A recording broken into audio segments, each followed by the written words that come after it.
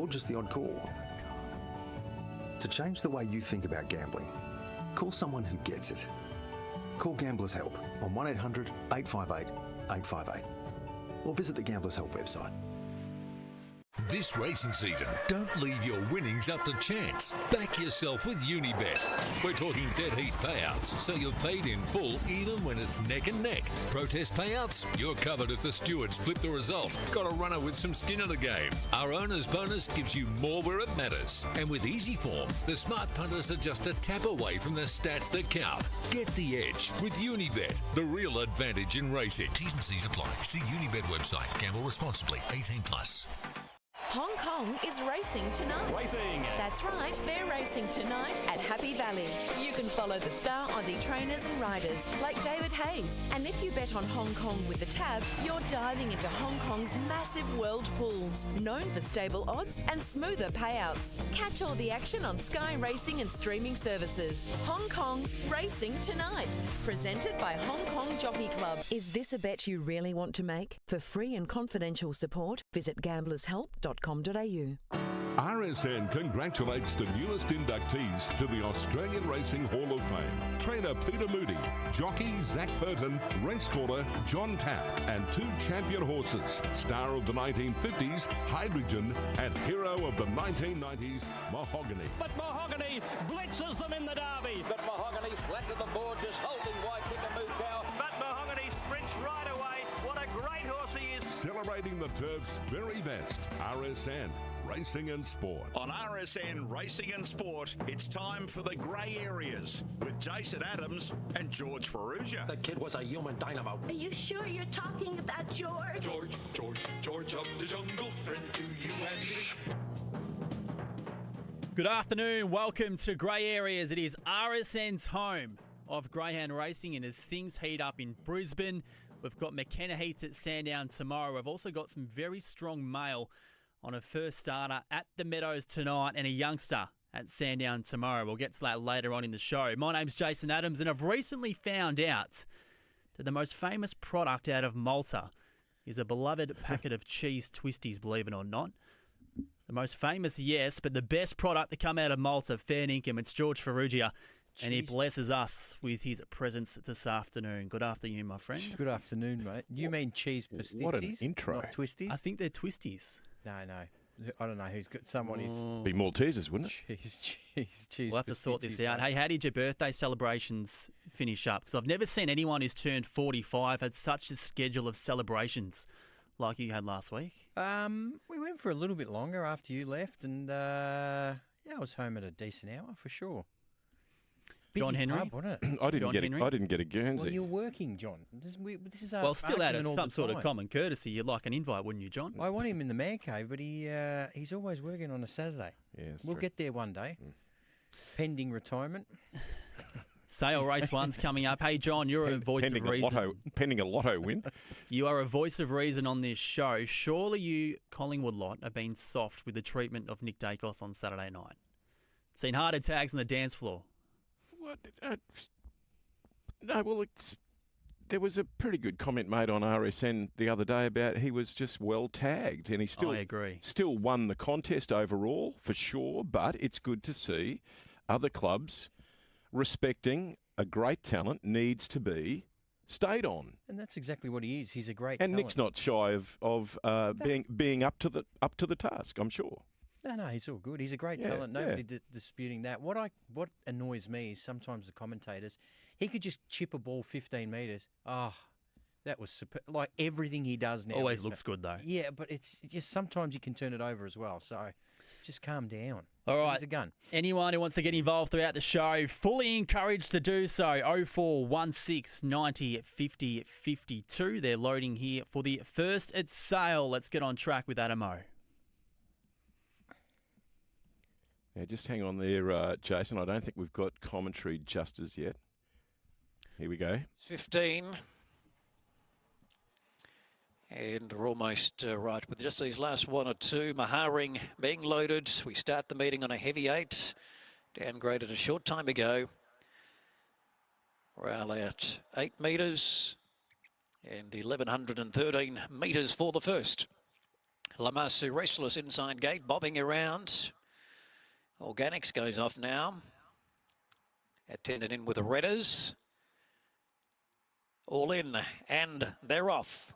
Kisan began quite well from out wide, looking to work across. Yamashita's Gold is joining it. And what an asset up there, deeper on the course. Now, here's Una Gentle railing through, and Talladega Girl will be handy as well. But on settling down onto the course proper, Kisan deep, and Una Gentle, the fence, are pairing off from Talladega Girl, and then comes Yamashita's Gold fourth. Followed by Deeper, What an Asset, and then comes Lamasu on the fence from Redders.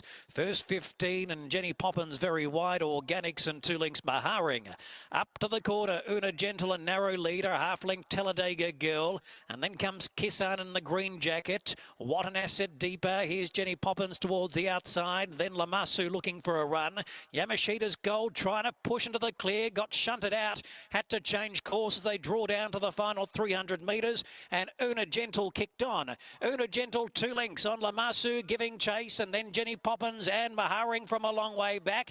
Here's Lamasu making ground after Una Gentle. Una Gentle, Lamasu. Lamasu got there in the final stride to beat Una Gentle, and Redders got through to run third from Jenny Poppins, and then Yamashita's Gold in behind Talladega Girl, and they'll follow by Organics, Maharing, first 15, and then What an Asset. And Kisan has dropped out to run towards the back.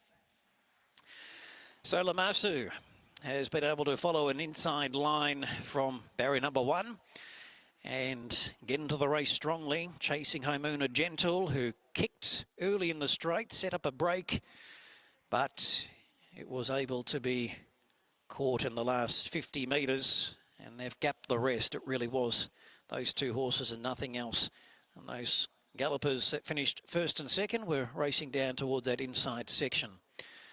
So we'll just confirm the rest. Redders was coming through and also made ground behind the track, set by first and second. Jenny Poppins brought towards the middle of a wide run, and in behind them was Yamashita's Gold, who was close to the speed, close to the eventual winner, but just couldn't quicken in the heavy conditions. So 2, 15, 5 and 11 are the interim numbers. 2, 15, 5, 11. The runner time of 1 minute 7.73. And a win for James Cummings and Godolphin. And a pickup ride, Jake Noonan declared as the rider this morning. And he's been able to get the victory in the opener. Started $16, nothing but easy out from the $11 opening mark, and has paid longer on the total around the $20.10 mark. Yeah, not a bad pickup ride for Jake Noonan in the first there at Sale Boys. Number 2, Lamasu at a barrier 1 is going to pay $20.10 the win and $5.10 the place. Adamo's confirmed those numbers, but just as yet they're not in the system. I'll give you a Yahoo as soon as they go in. Speaking of the gallops, John, we had a text last Friday from our good mate Kenny in Cranbourne, who tipped us one at Echuca on Sunday. Yeah. North of double-figure odds and ran third. Good on you, Kenny. Looking after the family.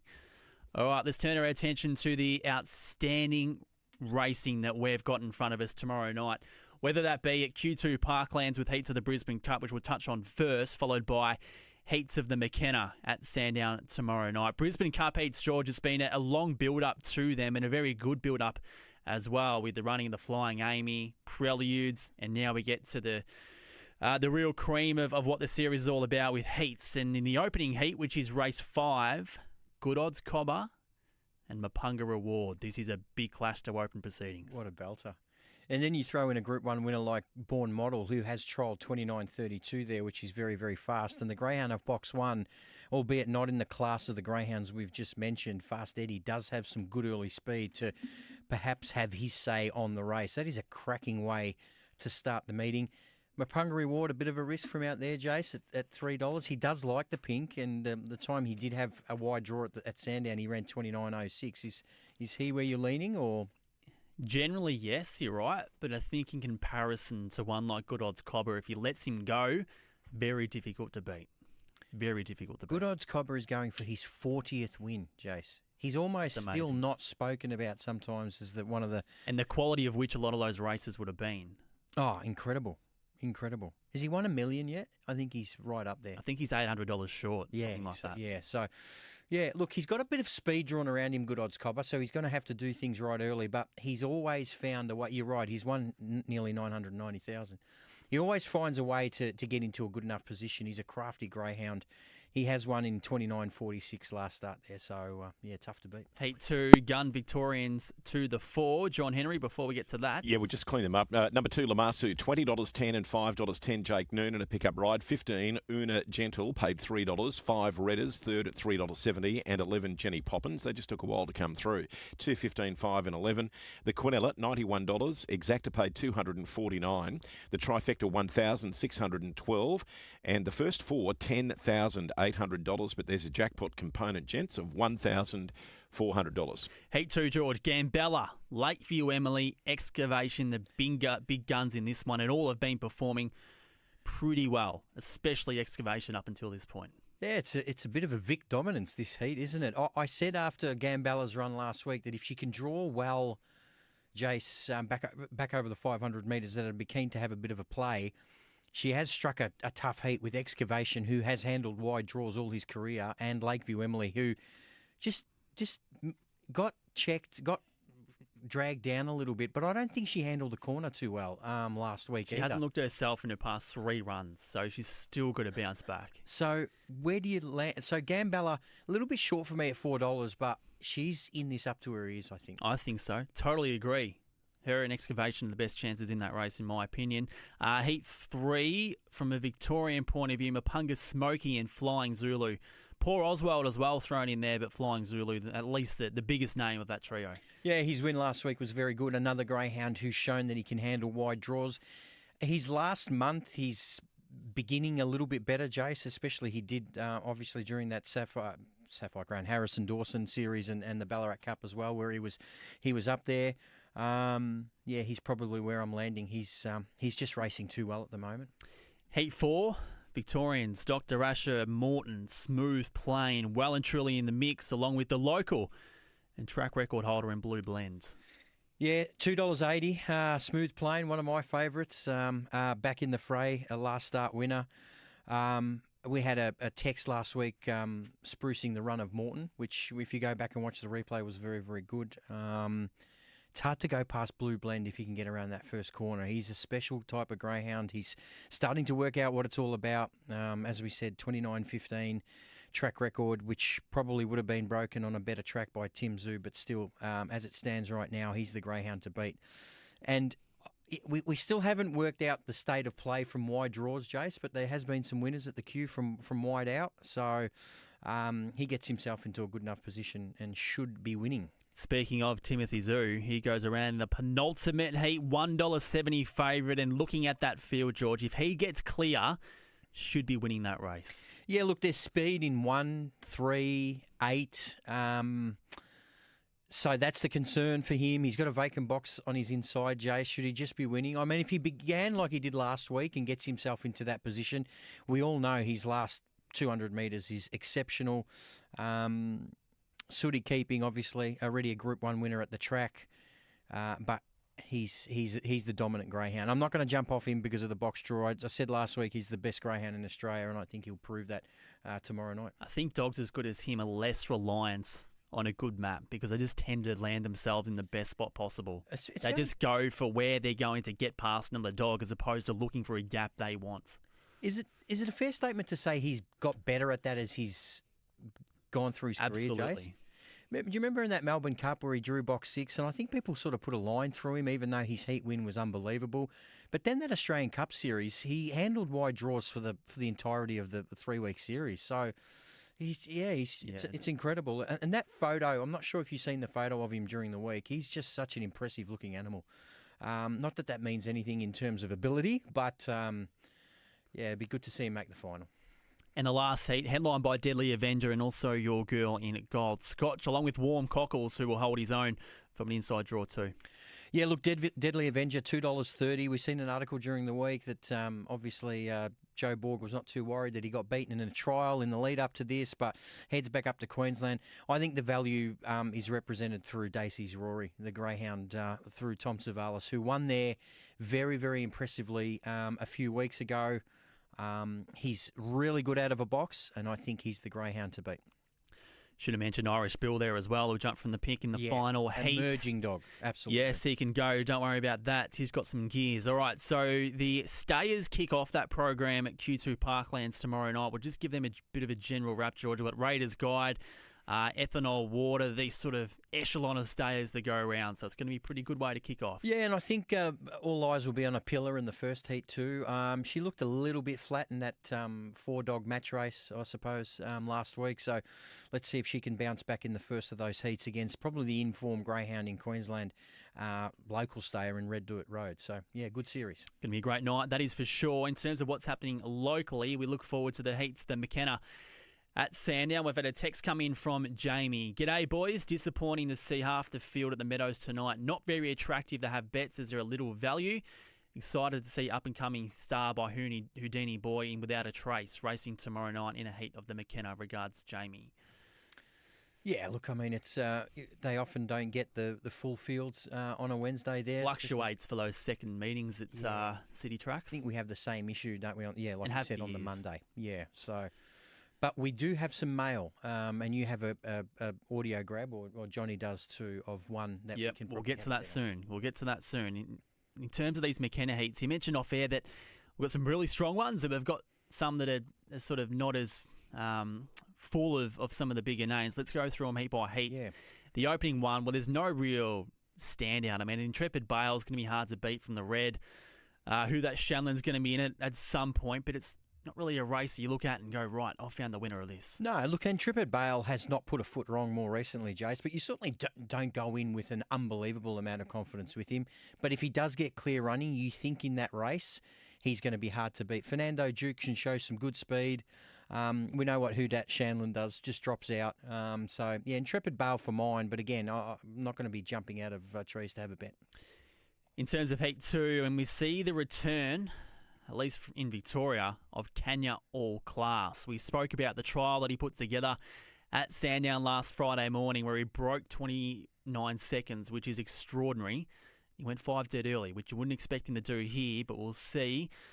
In terms of his opposition, it's not as strong as what he's faced over the past couple of months, but still, Box 8's not going to be easy for him to get into the race. I think it's safe to say that both of us tend to shy away from greyhounds that are drawn off the track over the 595, especially ones that can be lacking early.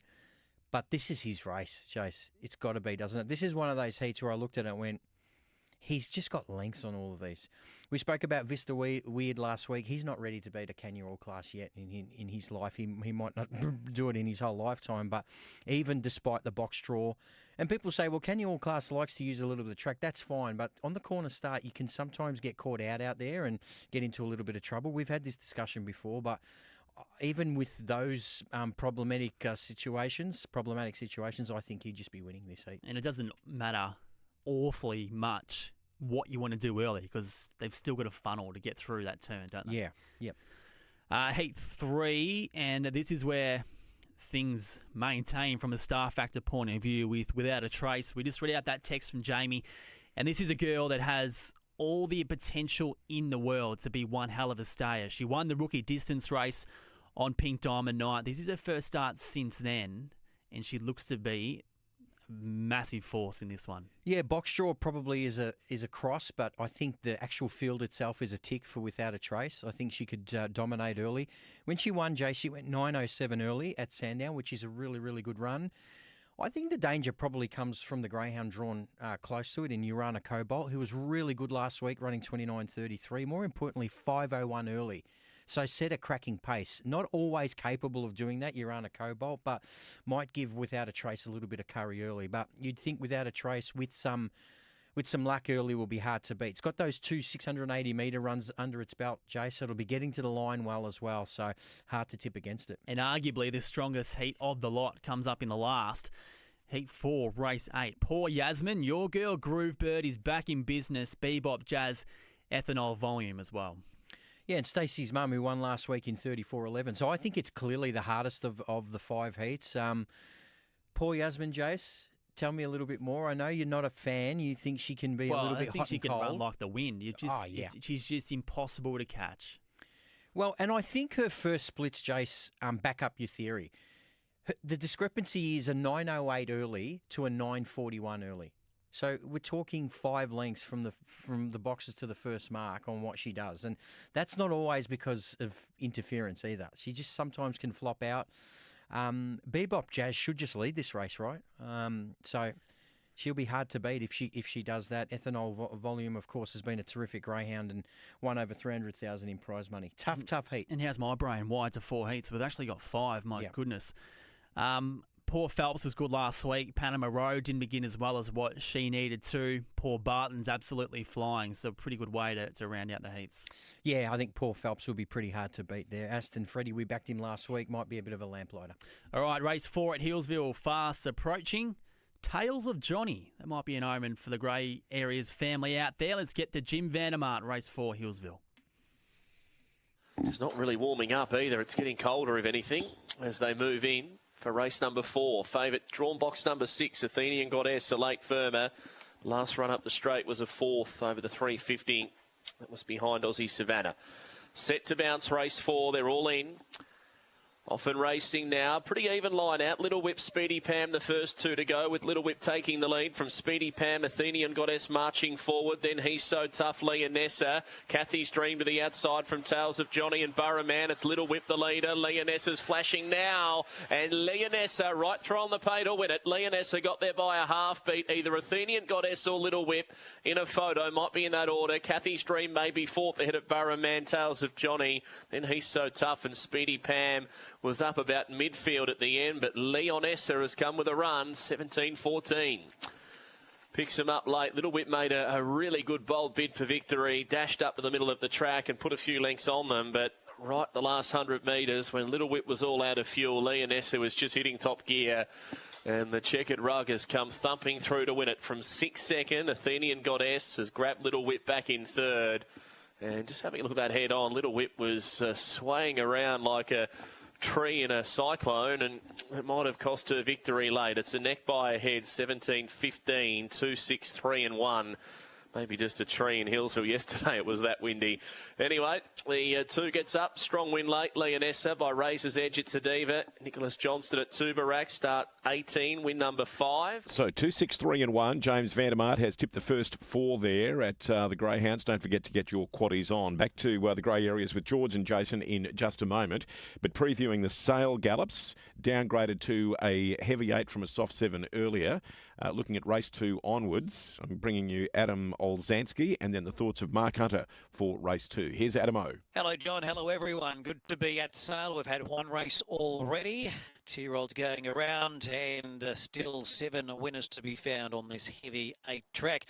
My best bet comes up in race number 4, horse 2, Monte Casino. I think looks well suited coming back to maiden grade. Contested a 2,000 metre race at Flemington last start, on the back of some good provincial maiden runs at 1,400 and a mile. And it looked like early in the straight he was working through the field strongly to be in the finish, but he might have just petered on his run. He came to a stop at around the 200 metres. Hence, they've dropped him back in distance, which I think's a good play. Back to the 17.46.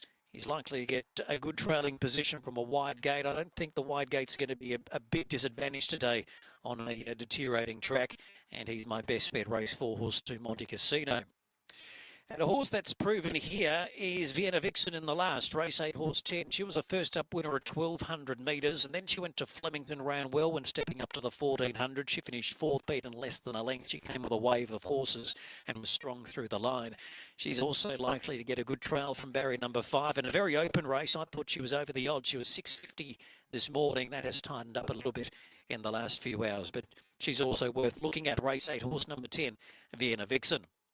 A quaddie today, race 5, going with 1 and 4. Race 6, second leg, 1, 3, 7 and 12. Into 1, 2 and 9. And home with 6, 10 and 11. Best of luck. We'll be back with our second race at sale in around 10 minutes at 12:35. Yeah, and I'm about to bring you Mark Hunter from this morning with Michael Felgate at Healesville. Number 2, Leonessa, paid $2.80 and $1.40. It was second favourite at that price. Number 6, Athenian Goddess, paid $1.60. 3 Little Whip at $2.30 and 1 Kathy's Dream. The Quinella, $2.20. Exacta, $9.10. The Trifecta, $30. And James Vandermart's first 4 paid $103 for 2631. The early quaddie is 2, 3, 1 and 2, $212. And the running double 1 and 2, $8.30. So the inside 3 boxes have been pretty dominant in the first part of that meeting today. Looking at the second at sale this afternoon, here's Mark Hunter this morning. I will go with number 4, Yes We Are. Just again with the race experience and the fitness. Seymour the other day, early in the day, it was virtually impossible to make ground. It was back and trying to go around them, and although beaten comfortably, I thought ran pretty well. So with that run under its belt, we'll go with it to beat number 10, Blethyn. Blethyn had trialled really well going into that debut run, had quite a few jump outs and probably at the end of its tether, so no guide whatsoever. It's come back, it's trialled well, it's going to be hard to beat. 6, Gentle Steel, first starter for Julia Sandu. Another one who's been good at the trials, winning. Then out to number 3, Tara's Reward, who scorches along at the trials. I just want to see it bring that to race day. So good race. I'll go 4, 10, 6 and 3. 4, 10, 6 and 3 from Mark this morning. And the 4, Yes We Are, Brad Rawiller, is currently the favourite at $3.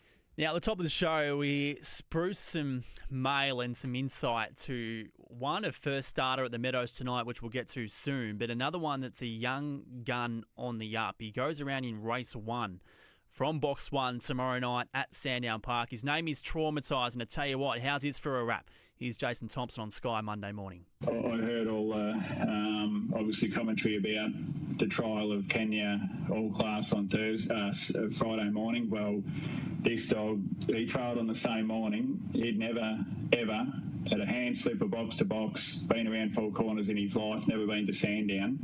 And he went just over 4 lengths slower than Kenya All Class and ran home a length slower than him. So I think that shows the quality that this dog's got and the motor he's got. I don't know where he's going to end up. I think he's very, very good. And it wouldn't surprise me if he's come the end of the year, he's in the top echelon of dogs in Australia. I think he's just a sensational dog. How's that for a wrap? For a greyhound that's had 3 starts. And my mind goes back to the last time we heard this, was probably almost 2 years ago. It was about Explicit. Yeah, look, I've been in the game a lot, and I've heard Jason speak this way about greyhounds, and his strike rate is pretty good. So what's that? So for people, that's probably about a 29-25 trial? Something like that. Yeah. Yep. And a very, very good run home. The thing was, he showed good speed at Geelong too. He went 6.61 early, so he's no slouch out of the boxes as well. So he's racing against Valedictorian again. He's already raced against him, but that's a really good way to kick off the card tomorrow at 6:07 p.m. So if you're anywhere near around a TV or listening to RSN, listen for Traumatised versus Valedictorian. Yeah, not sure he's a moral tomorrow night, but at least the promise looks to be long-term as to what he could turn into. Yeah, 25.56 at Geelong for a young pup. I mean, he's going places. Another one by Bernardo. All right, tips at Sandown tomorrow night, Georgie. What do you got for us? Yeah, look, again, reluctant to tip dogs off box 8 from over the 5.95, but I just can't see how Kenya All Class gets rolled here. He's going to have to be very, very stiff, Jace. I just think it's a race where he's clearly the best greyhound in the race. Obviously, he's come off that hot trial. We don't expect him to ping out and do what he needs to do, even though we know he's more than capable of that. But I think race 6, number 8, Kenya All Class, definitely for us. I do like race 11, number 4, a greyhound called Make Me King for the Whelan family from Meetung. He's got a nice PB of 29.66. I thought his win at Sale 2 starts ago, Jason, in 24.30 odd was really good. He can do a touch wrong early, but again, vacant box in 3. I think he'll be hard to beat. Race 11, number 4, Make Me King. All right, so I'll be on Sky before each race tomorrow night as well. And getting back into the groove form-wise, Georgie, and I tell you what, I've had a good couple of weeks gone by, but what you also start to get into is I looked at the results on Monday night at Sandown. You know that dog Slick Splits? Yeah. He's won at north of $3 from a wide draw. Yeah. That sounds crazy to me. Obviously, hindsight expert. And then Henry Intention goes around at double figure odds in a moderate field. He won in good time on a really yuck track on Monday too, didn't he? Slick splits. I think he went 29. He goes 40. well. Yeah. He goes well. Speaking of tips, now, John, I'll get you the cue, this audio coming up that's from Michelle Malia. Now, she was on Sky going back, not Monday to Score, on the Monday before. Speaking about a greyhound who hadn't debuted yet, but he's in tonight at the Meadows. He's been $3.60 in the $1.60, and here's what she had to say about him. His name's Mighty Multi. He's a beautiful dog. He's just going super. I think he should win first up for Matty. We took him down to the Meadows last week and gave him his first look, and he trialled sensational. And look, he's a special looking dog. So hopefully he'll win first up for him and goes well. So fair rap from Michelle as well. I mean, the price has evaporated from what it opened up this morning, $3.60 to $1.60, but for anyone who still wants to take interest, George, at the 60%, there it is. Well, yeah, and you know, as I like to do, if there's something that you like at the footy, it's just some mayo on top. It sounds like he's going to be very, very hard to beat tonight. So, again, owned by Matty Field.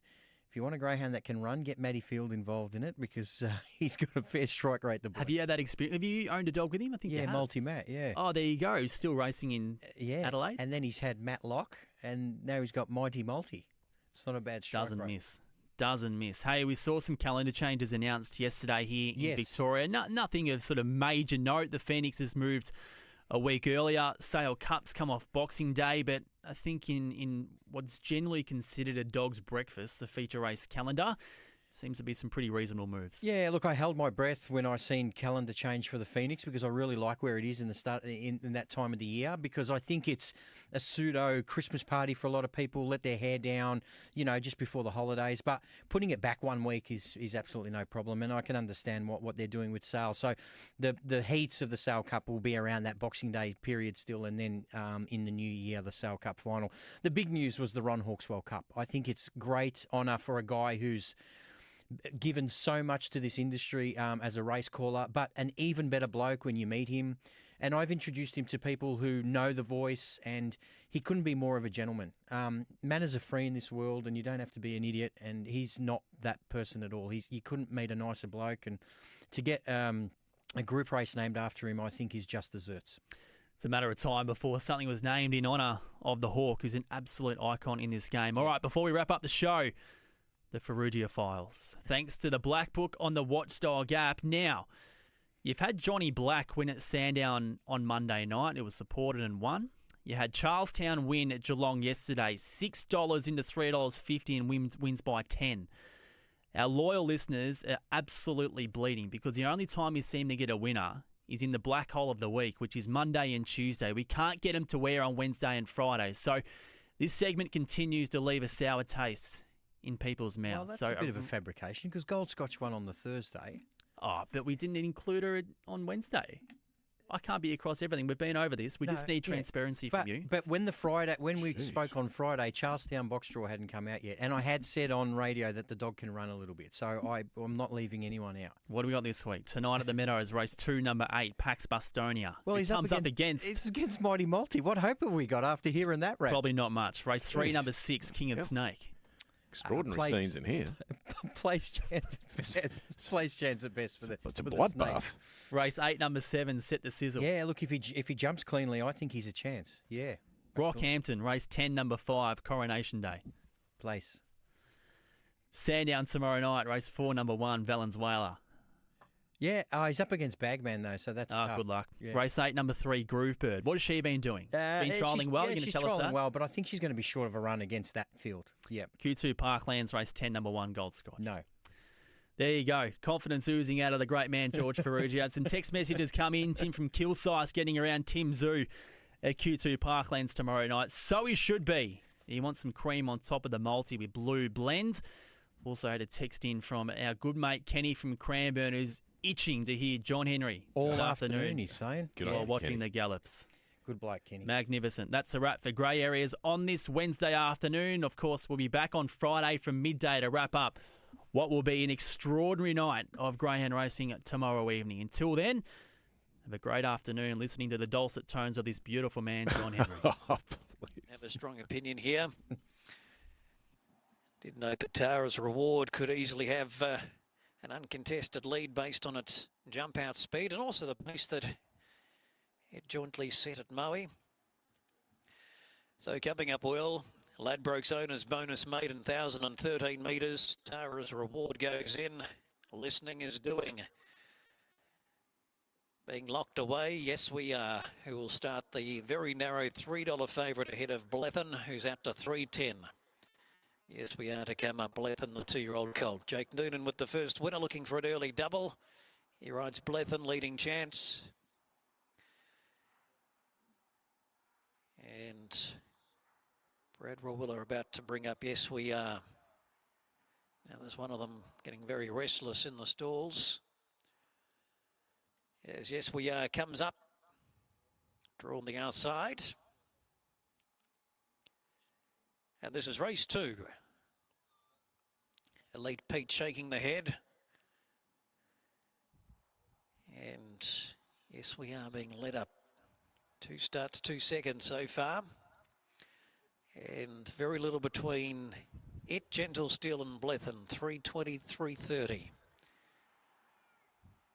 Ready. They're off. Yes, we are. Got a great start from out wide. Up for the challenge, Elite Pete, ridden with vigour early, and there's Tara's Reward, and Listening is doing. So after a couple 100 metres, Yes We Are's caught wide and had to ease back to the second half of the field, and it's a line of 3 on the speed.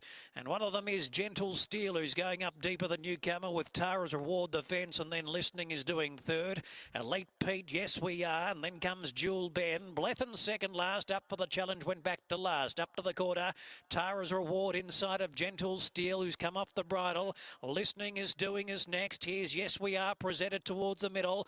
Brad still got a handful of him, and then followed by towards the inside Jewel Ben as they come down the straight, and Blethen several lengths away. Tara's Reward leads, but Yes We Are's coming after it quickly now. Lown looming up strongly. Blethen 2 back, goes to third. Yes We Are with Blethen on the scene, slowly making ground, and then Tara's Reward. It's Yes We Are and Blethen. Yes We Are might have just scraped in by a nose on Blethen, and a good finish. Tara's Reward was third, and then came Gentle Steel, Elite Pete, Jewel Ben. Listening is doing, and up for the challenge. Photo finish. Long way away from that winning post to ideally line them up. But Yes We Are will win by a nose. Yes We Are has just scraped in from Blethen. The 2-year-old got awfully close on the line. But there's enough for the judge to declare a clear result between the two. Tara's Reward much better today. Stayed on bravely, only beaten maybe a length and 3/4 and then a space to the others. But Yes We Are jumped very well from out wide. But soon after there was pace from lower draws, which meant Brad went back second half of the field despite being the first out.